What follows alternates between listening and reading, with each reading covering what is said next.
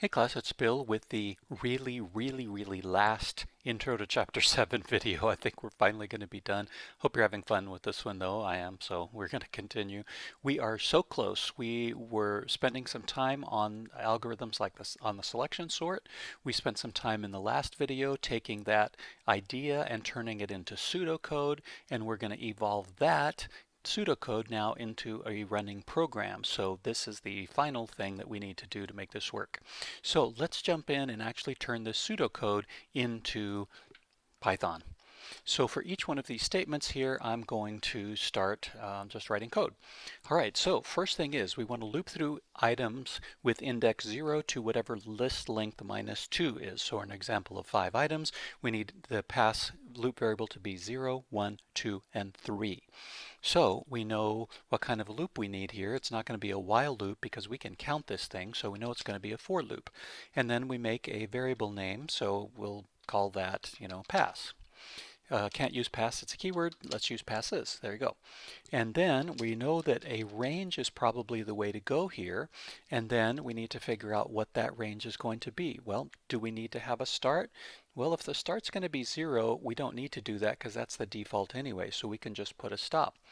Now, if we want to process items through list length -2, in our example 5 minus 2 is 3, I can't do this or I will have a bug. If I say len of the passed in variable a list, right? If I do that and say -2, it's correct syntax, but it's going to be wrong. I'm going to miss the end. Why? Because remember the range function returns the items up to, will run up to, but not including the last thing that we want.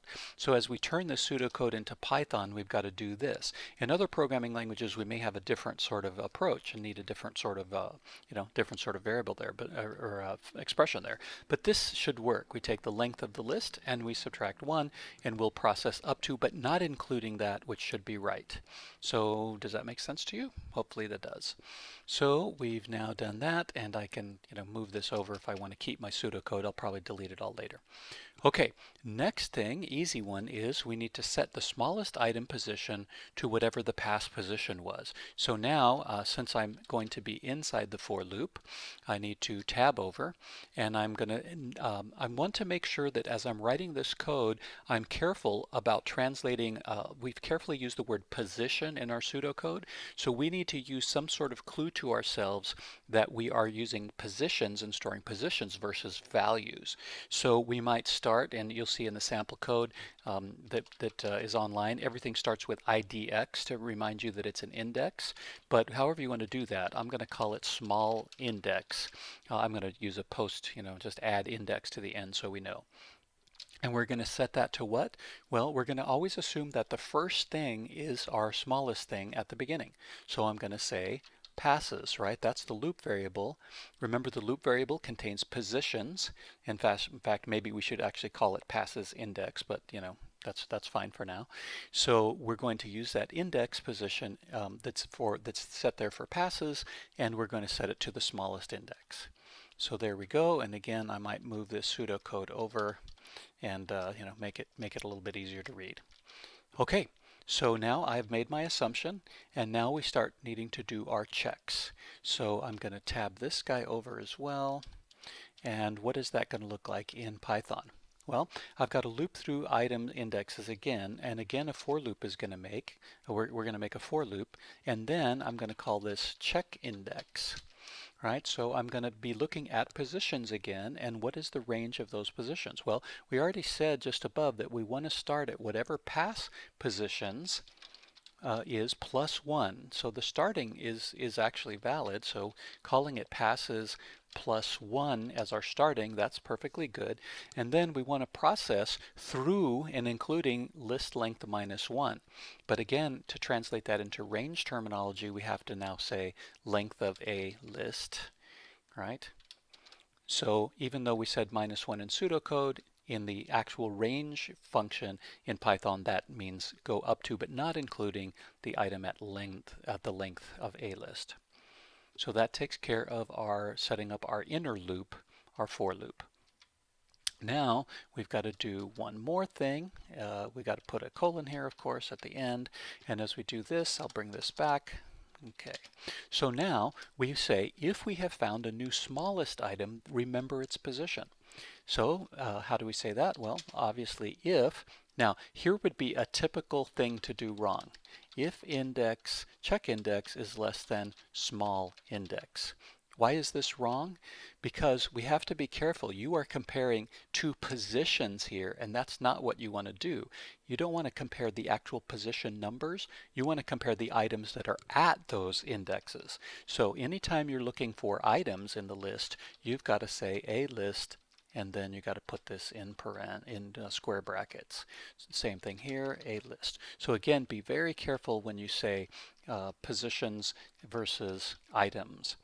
All right, and again, notice that we were careful in our wording in our pseudocode. If the item at the position, if the item at the position, that always means you've got to reference the list.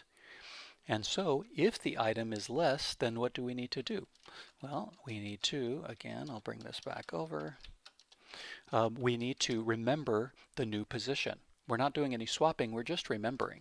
So we want to take small index and set a new value into it, assign it whatever is at check index. Remember the thing at check index as the new smallest. Does that make sense to you? Hopefully it should. Now, we are now done with all of the internal loop, right? That inside loop is now complete. And so where do we want to put this guy? It's not here, right? It's actually going to be parallel here because we're done with that inner loop and now we're continuing. So what goes at this position, or at this, we need to now do the swapping.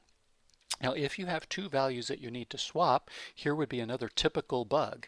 You can say, I want to take the thing that's at passes and position, and I want to set it to the value of what the thing is at small index, right?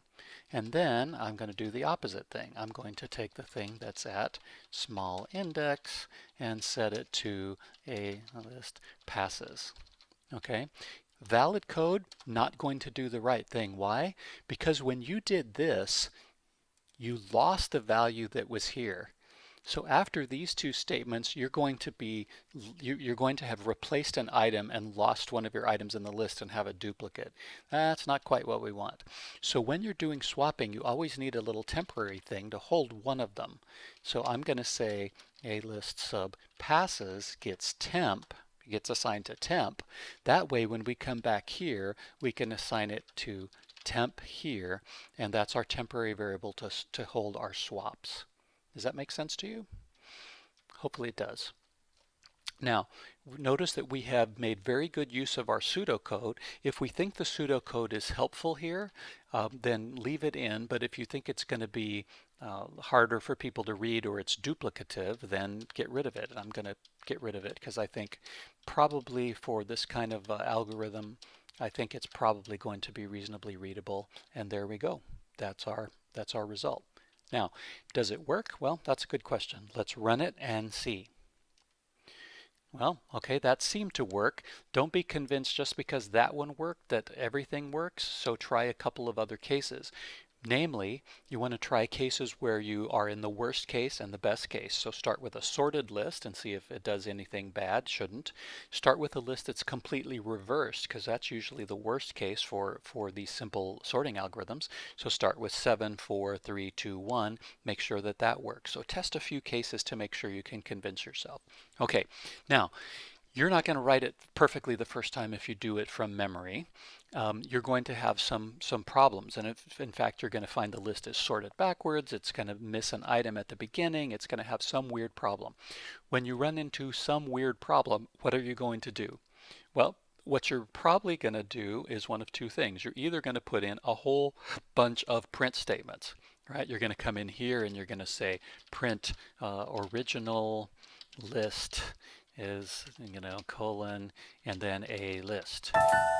And then you're going to continue and you're going to print everything everywhere. You're going to print small index, check index, and you're going to print temp, and you're going to, you're going to end up with a ton of print statements. Well, it may seem like the right thing to do, but it's actually probably not the right thing to do because you're going to pepper these in your code and then have to go take them out later.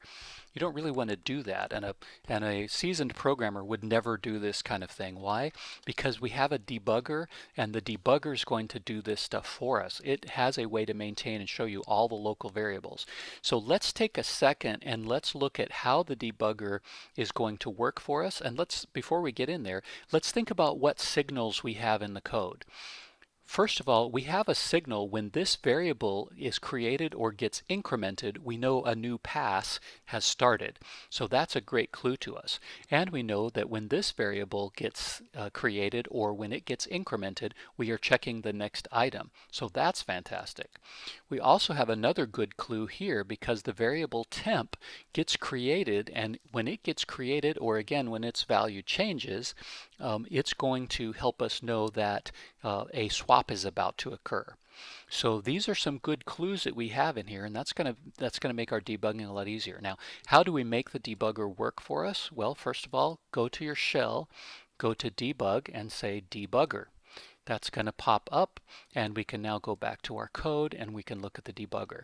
Now, for right now, let's take off stack because having a call stack is not going to be important when you're only calling one function. If you have functions calling functions, that becomes much more interesting. But the local variable part is really interesting and really useful. So I'm going to make sure that's checked. Now, I'm going to come and run the code. And when I do that, the debugger is going to pop up and it's going to show you first, hey, I'm sort of getting you ready to get going. So you're just going to step a couple of times to get in through this stuff. Step, 3 times. Now you notice that you're in your program and in main. That's good. So step. Now we start seeing really good stuff. So main has created the sample num list. Great. And then it's starting to do its printing, its display business. So now you're deep inside of Python code. We don't actually care. We don't want to really be in their code. So we're going to pop out. We're going to step out of their code and get back to the sort of the main program or the function that's being run. So I'm going to step out in this case. Now I'm in main and I have printed the results. That's great. So I'm going to step. Now we're in our selection sort code and watch what happens. Okay, we're starting passes at 0. We set our small index to 0. We are now going to set check index to 1 because the value 2 in the list is the first thing we need to check. Now watch what's going to happen next. What happened? Well, 2 was identified as the new smallest value, so we remembered its index 1. Great. Step again. Check index 2. Check index 3. All right, small index is 3 because 1 is smaller yet. So we remember that index 3 is our smallest value. We're going to check index 4 and we're not going to remember it. So we now have identified that, which is great. We're going to step one more time. Now, you notice how temp popped in and said, hey, right now temp is at the first position there, the position 0, and so we're about to do a swap, and what are we going to swap? We're going to swap the thing at passes, which is the 7, with the thing at small index, which is 3. So the 7 and the 1 are going to get swapped. And in fact, you'll watch that happen as you step. 1, there's the 7, so 1 and 7 got swapped, and passes now moves to 1. Now, one of the things that you may want to do, kind of a clever thing, is remember in our code, we kind of like the idea when temp first appeared on the scene that was maybe something that was a great signal for us. Here's a little trick that we could use if we wanted to rely on that all the time. Temp stays around once it's created, but not if I do this, right? If I delete the variable temp from memory, I just discard it, then basically each time through it will be created again and you will see it pop into the debugger only when a swap is about to happen. So that might be something that you do, which should be very, very convenient, but you probably don't want to leave that because it doesn't really need to be deleted. It's just a convenience for debugging. So I'm going to put a to-do comment that says delete this line, right? Don't forget to go back and do your to-dos. So what you can do with this is if you use the debugger wisely, you can find all sorts of interesting stuff and you can figure out some of the problems. Now, I want to step with you a couple more lines through because we're going to see a problem that we're going to go fix. So watch what happens. I'm going to step again, I'm at check index 2, blah, blah, blah. Okay, so I'm going to keep stepping forward.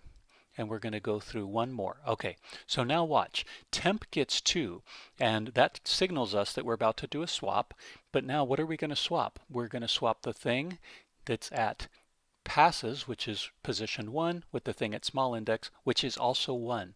I'm about to swap the 2 with the 2. And I'm going to step and step. I'm going to do several operations on that for no good reason before I move on to the next pass.